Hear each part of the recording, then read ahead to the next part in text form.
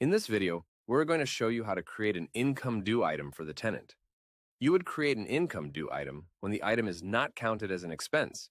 For example, this includes a laundry fee, pet fee, or parking fee. Those fees are not expenses.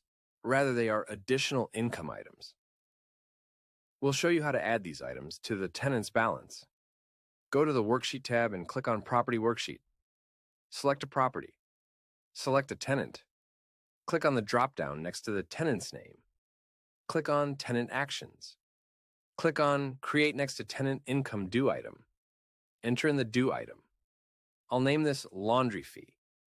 You can enter in a due date and amount, then click Save. Next, hover your mouse over the overdue in red and you'll see it's been added to the tenant's balance. It shows he owes rent for $1,000 and $10 for laundry. Let's say the tenant paid. Simply enter in the amount, and now the overdue has been updated to paid in green. Let's say a mistake was made, and you need to delete the laundry fee.